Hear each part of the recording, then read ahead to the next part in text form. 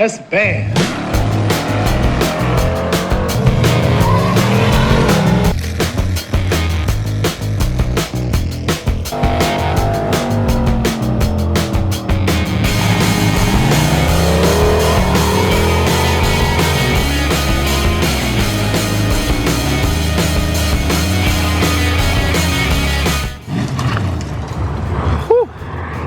It's kind of chilly out today. It's supposed to be low 60s, but right now it's only like 40. So yeah, a lot of stuff to get done. Yesterday I got the seat mounted, well, mostly mounted in the car. I did decide to go with the Kirky, even though it doesn't clear the door bar. The door bar hits the hip, like brace or whatever right there. So I think for now I'm just going to leave the door bar off because I just couldn't bring myself to put that plastic seat back in it. I don't think that there's anything wrong with those plastic seats. I just don't like them. And that's really all it is, just preference. So I put the Kirky seat in. This one I think is a 17, which is way too wide. I think like a 16 would probably fit me a lot better, but I went with the 17 because it was like $60 cheaper, I think. It was some significant amount that made me go, well, shoot, I'll just get this. So yeah, eventually I will remake the door bar. I'll probably leave the swing out in it, to be honest. Just rebend it so that it like comes kind of S's all weird. But we're making progress. So the only thing left to do is the mount that I made, I need to bolt it down. I've got like 2-inch plates and everything. I was just going to weld it straight to the floor and then unbolt it through the seat. But if I ever had to work on the dash or like under the dash or for the column or anything like that, I wanted to be able to pull that off out of the way so that I could lay on the floor. And then the back one is a piece of like 1-inch square stock welded across, so from the cage to the floor to a plate on the floor, like a 2x2 plate, and then it's bolted 2 tabs on that. So then all I got to do now is just make a bar coming off the harness bar to support the back of it. But I wanted to eventually get like a cover and everything for this, and then resit in it and make sure that it's in the right spot before I permanently bolt it down. Because right now, if I need to move it forward or back a little bit, I could. I want to drill as few holes as possible on that floor. So yeah, I think I'll probably, I don't know what I'm doing, to be honest. I change my mind on things so much that it's not even worth saying here's what I'm thinking, because by the next video it'll probably change. And speaking of ideas that change, the RX-7, the new turbo showed up 2 days ago. This is just a VS 7875. I think it's a Gen 2.5 billet wheel. On the website, it says that on a good V8, it can make 900 to the wheel. So I don't think we'll make that much, but that's kind of what we're rocking with right now.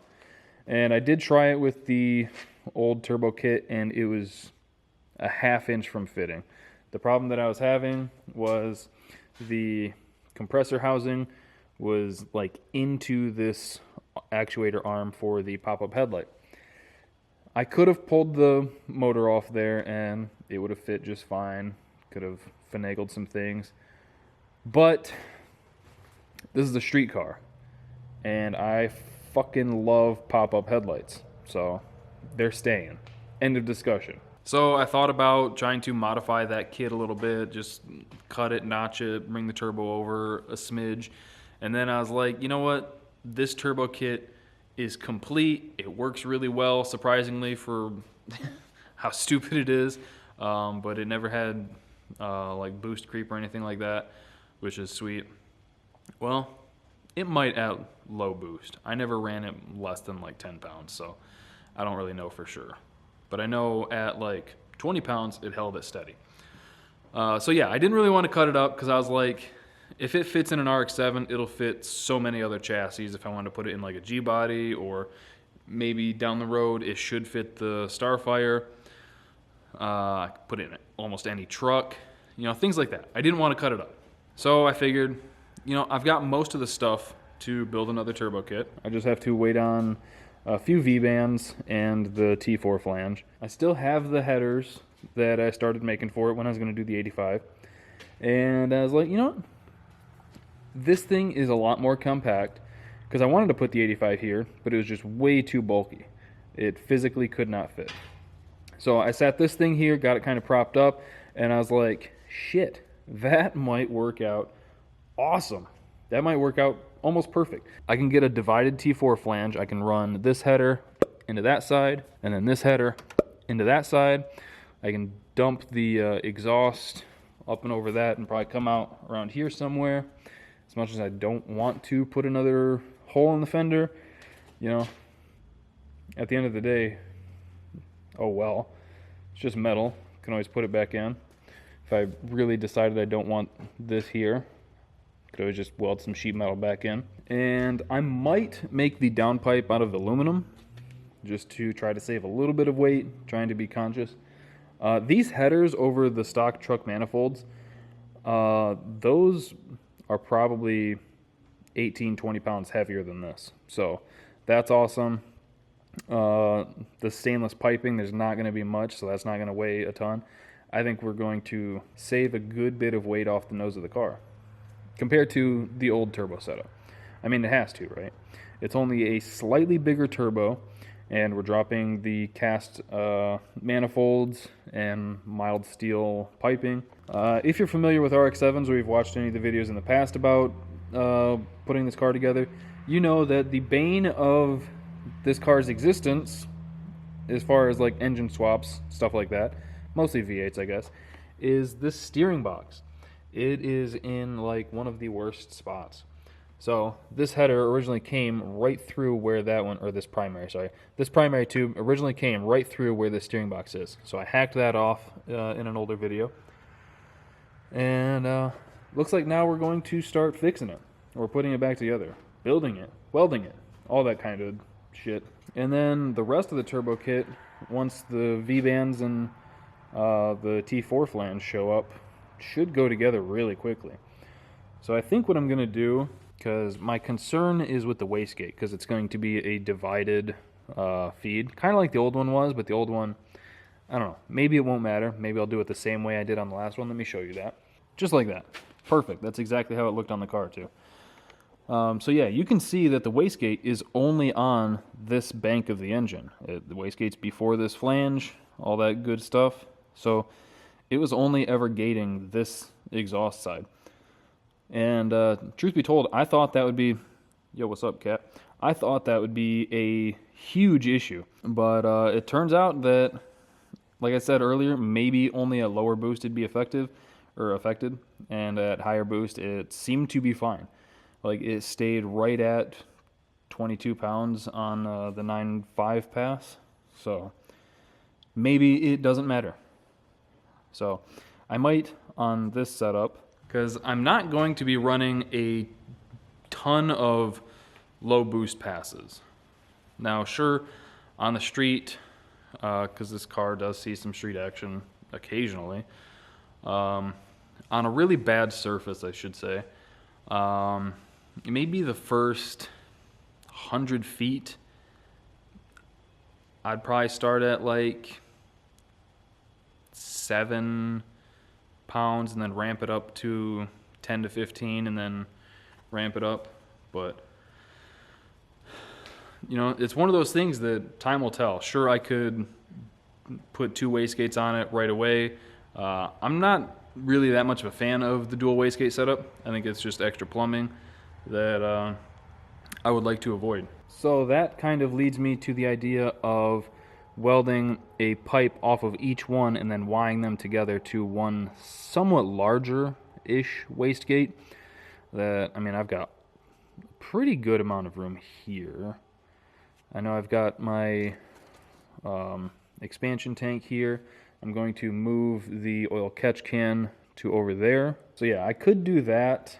I don't really know if I'm going to. I think for now I'll probably only put 1 wastegate on it and see how it does.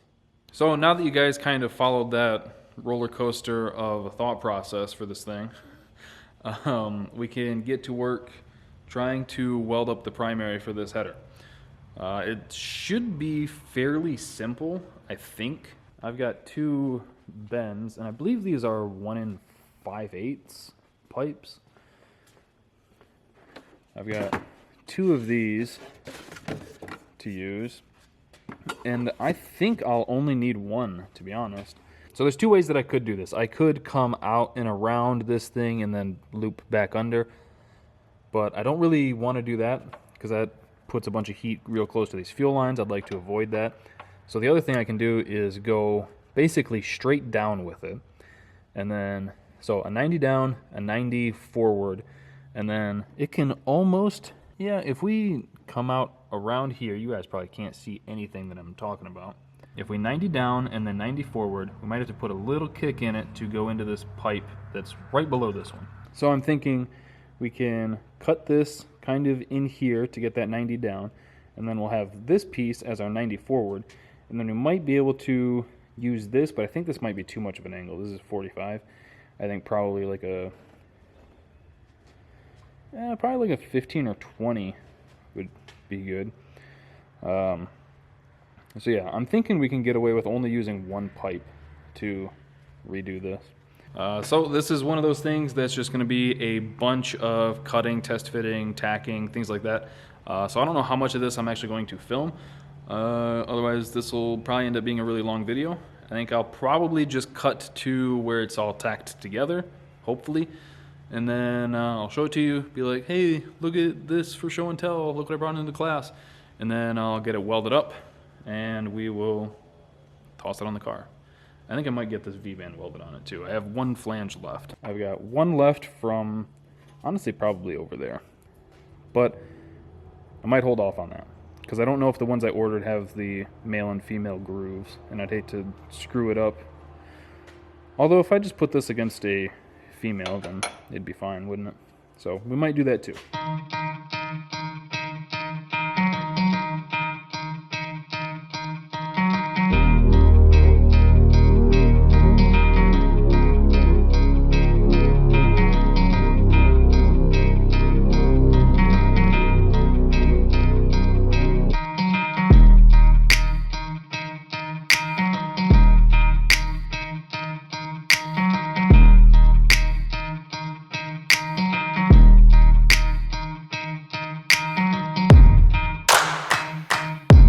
Alright, doing some test fitting.